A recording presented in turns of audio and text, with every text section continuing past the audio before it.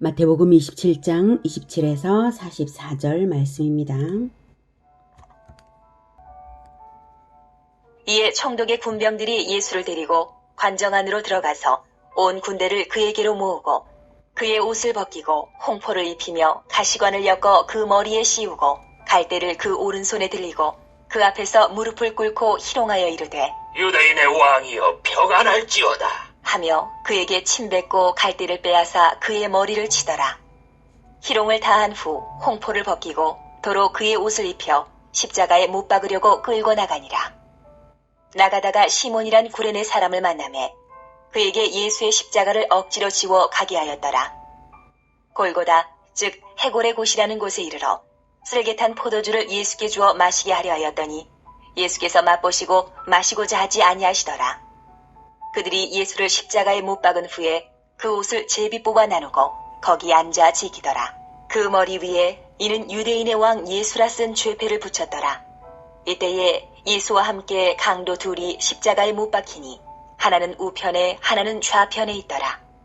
지나가는 자들은 자기 머리를 흔들며 예수를 모욕하여 이르되 성전을 헐고 사흘에 짓는 자여 내가 만일 하나님의 아들이어든 자기를 구원하고 십자가에서 내려오라 하며 그와 같이 대제사장들도 서기관들과 장로들과 함께 희롱하여 이르되 그가 남은 구원하였으되 자기는 구원할 수 없도다.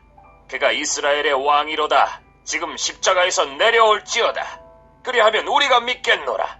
그가 하나님을 신뢰하니 하나님이 원하시면 이제 그를 구원하실지라. 그의 말이 나는 하나님의 아들이라 하였도다. 하며 함께 십자가에 못 박힌 강도들도 이와 같이 욕하더라. 사랑하는 형제 여러분, 1월 29일 금요일 저녁 묵상에 오신 것을 환영합니다. 예수님의 고난주간 금요일 행적을 보고 있습니다. 26절에서 마침내 빌라도가 예수님을 십자가에 못 박으라고 넘겨주었죠. 예수님을 죽이려고 혈안이 되어 있던 사내들이는 새벽부터 힘써 대중을 사주하고 빌라도를 압박해서 마침내 예수님에 대한 십자가형 판결을 받아내었습니다. 그래서 총독의 군병들이 예수를 데리고 관정 안으로 들어가서 온 군대를 모았습니다. 온 군대는 총독의 관저에 있는 최소 수백 명의 보병 부대였을 것입니다. 로마 병사들이 모여서 예수님을 욕보였는데요. 그의 옷을 벗기고 홍포를 입혔습니다. 이 홍포는 당시 왕들만 입었던 옷입니다. 아마도 빌라도에 버려진 옷 중 하나였을 것입니다. 홍포를 입힌 것은 예수님의 왕 되심을 조롱하기 위해서입니다.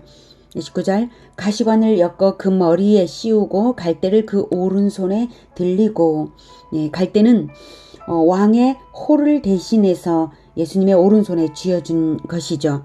그 앞에서 무릎을 꿇고 희롱하여 이르되 유대인의 왕이여 평안할지어다 하며 황제 폐하 만세를 외치듯이 유대인의 왕 만세를 조롱하듯이 외친 것입니다.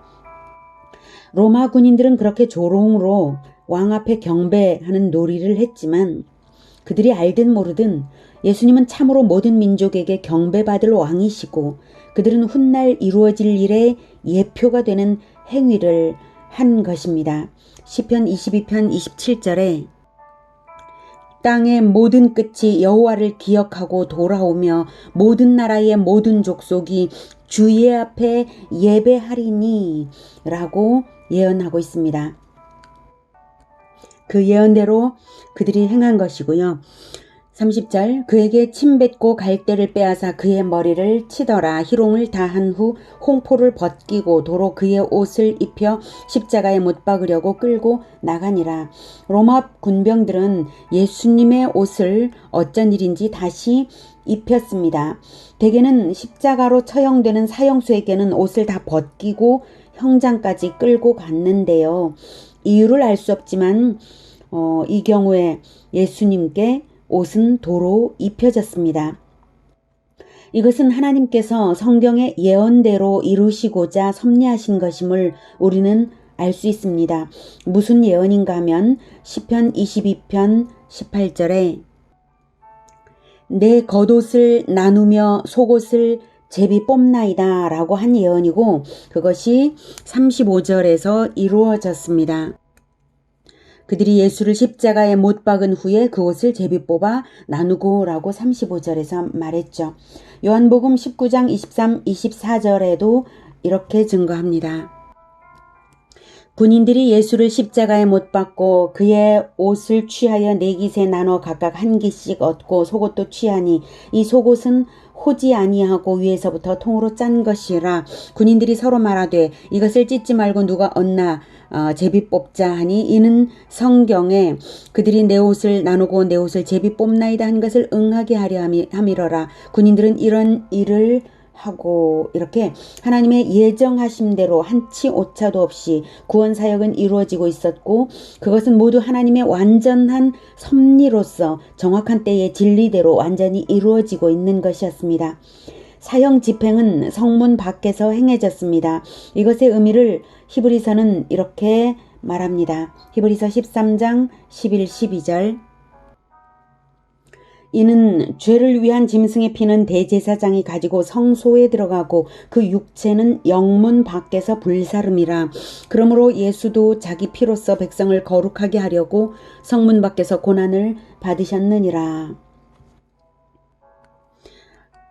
그런 원리대로 그 진리대로 이루려고 못 박으려고 끌고 나가니라. 성문 밖으로 나갔습니다. 그리고 32절 나가다가 시몬이란 구레네 사람을 만남에 그에게 예수의 십자가를 억지로 지워 가게 하였더라. 이 시몬이란 구레네 사람은 아프리카 북쪽 해안가의 구레네 출신인 시몬인데요. 아마도 유월절을 지키러 왔다가 얼떨결에 로마 군병의 지시대로 예수님의 십자가를 대신 지고 가게 된 것입니다. 그에게는 그 당시에는 그 일이 참으로 황당한 일이었을 테지만 이 일은 훗날 그의 가문에 큰 축복이 되었음을 마가복음과 로마서로 보아 알 수 있습니다. 마가복음 15장 21절 마침 알렉산더와 루포의 아버지인 구레네 사람 시몬이 시골로부터 와서 지나가는데 그들이 그를 억지로 같이 가게 하여 예수의 십자가를 지우고 이렇게 마가가 기록했는데요. 구레네 사람 시몬이 십자가를 진 일은 얼떨결에 된 일이겠지만 후에 마가복음이 기록되던 당시에는 그의 자식들까지도 마가가 잘 알고 있었고 당시 이름난 교회 공동체의 구성원이 되었음을 짐작할 수 있는 기록입니다. 그래서 나중에 알렉산더와 루포 그 아들들까지도 예수님을 믿게 되었기 때문에 훗날 마가복음을 기록하면서 마가가 여기에 이름을 등재한 것입니다. 로마서 16장 13절에는 주 안에서 택하심을 입은 루포와 그의 어머니에게 문안하라. 그의 어머니는 곧 내 어머니니라 라고 해서 루포라는 이름이 여기도 있습니다. 구레네 사람 시몬의 아들일 것으로 두 아들 중에 한 이름일 것으로 추측되고 사도 바울이 각별하게 쓴 것을 볼 때에 교회의 사랑 가운데 복된 신앙을 누렸을 것을 짐작할 수 있습니다. 33절 골고다 즉 해골의 곳이라는 곳에 이르러. 이 골고다의 의미는 해골이라는 의미입니다. 아마도 이 산 모양이 해골같이 생겼다고 해서 붙여진 이름인 듯 하고요. 여기서 처형도 많이 이루어졌습니다. 오늘날 갈보리라고도 불리는데요. 갈보리는 골고다의 라틴어 음력입니다. 34절 쓸개탄 포도주를 예수께 주어 마시게 하려 하였더니 예수께서 맛보시고 마시고자 하지 아니하시더라.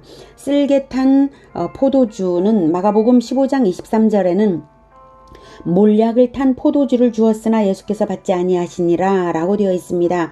몰약은 향의 일종으로 그 맛이 매우 쓴 것인데요. 마태복음에서 쓸개 탄 포도주라고 표현한 것은 몰약을 탄 것인데 그 맛이 쓴 것을 강조하기 위해서 표현을 그렇게 한 것이고요.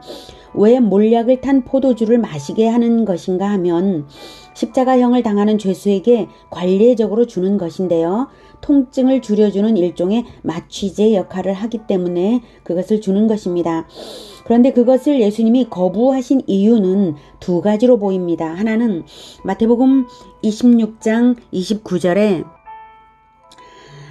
내가 포도나무에서 난 것을 이제부터 내 아버지의 나라에서 새 것으로 너희와 함께 마시는 날까지 마시지 아니하리라 하신 말씀을 이루려는 것이고요. 또 다른 하나는 하나님께서 내리신 고난을 조금도 회피하지 않기 위하여 마취제를 거부하신 것입니다. 요한복음 18장 11절에는 아버지께서 주신 잔을 내가 마시지 아니하겠느냐라고 그 고난의 잔을 온전히 마셔야 된다라는 의미로 말씀하셨죠. 35절 그들이 예수를 십자가에 못 박은 후에 그 옷을 제비 뽑아 나누고 거기에 앉아 지키더라. 마태복음 15장 25절에 따르면 마가복음 15장 25절에 따르면 이 시각은 유대 시간으로 제3시입니다. 즉 우리 시간으로는 아침 9시입니다. 사내들이니 밤부터 추진하고 이른 새벽부터 절차를 밟아서 얼마나 열심으로 재촉하여서 마침내 이루어냈는지 알 수 있습니다.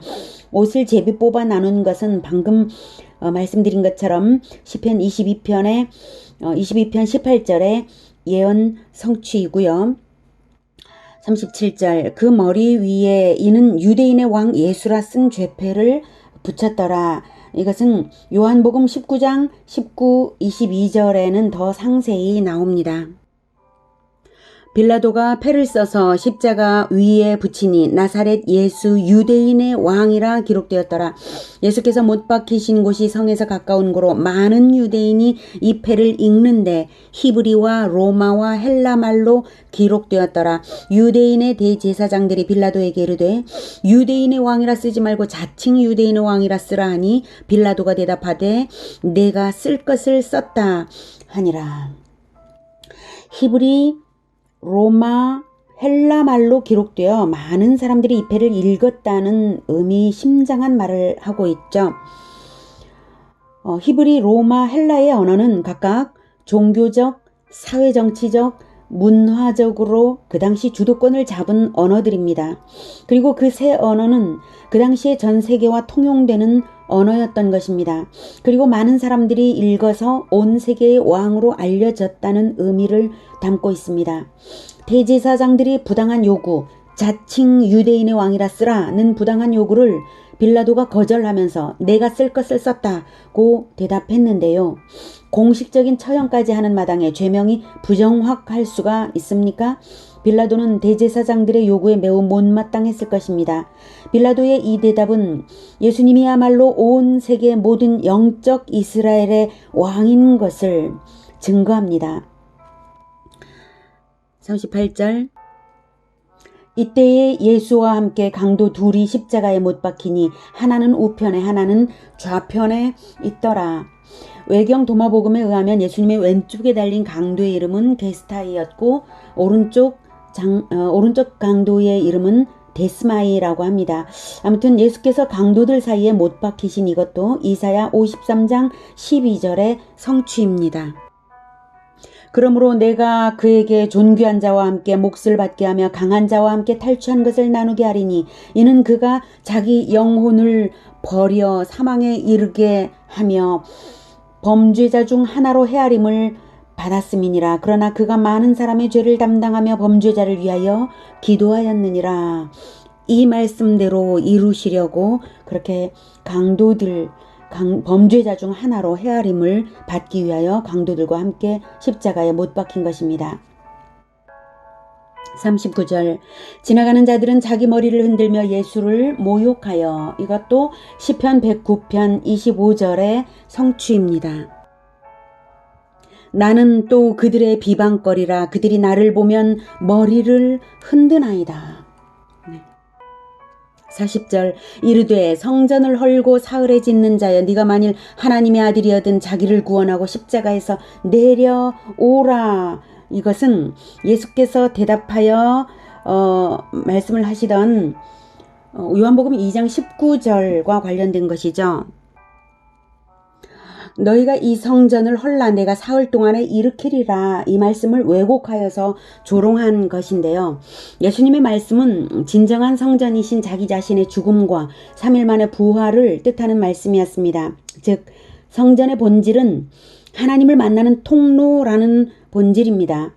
그런데 유대 종교인들은 성전 권력을 장악하여서 성전을 강도의 소굴로 만들어버렸으므로 예수님은 성전의 종식을 선언하면서 오히려 진정한 성전이신 예수님 자신을 너희들이 헐라 내가 사흘 동안에 일으키리라, 즉 부활로서 진정한 성전을 이루리라고 선언하신 것입니다. 내가 만일 하나님의 아들이여든 이라고 그들이 말했죠. 마귀가 했던 말과 똑같습니다. 이 순간 3년 전 40일 금식 후에 마귀의 시험과도 같은 상황입니다. 모든 능력이 있으심으로 십자가에서 내려오실 수 있으셨던 예수님은 그러나 하나님의 아들임을 증명하고자 하지도 않으셨고 일말의 능력조차 자기를 위하여서는 사용하지도 않으셨죠. 40일 금식 후에, 즉 금식을 성공하여 이제 무엇을 먹어도 되는 그 상황에서 돌로 떡을 만들어 먹기를 거부하고 오직 하나님의 말씀의 성취를 위하셨던 것처럼 지금도 오직 하나님의 예정대로 구원 역사의 절정을 온전히 성취하기 위하여 침묵으로 모든 고난과 조롱을 받으신 것입니다. 정말로 대제사장들도 서기관들과 장로들과 함께 희롱하여 말한 대로 그가 남은 구원하였으되 자기는 구원할 수 없으셨던 것입니다.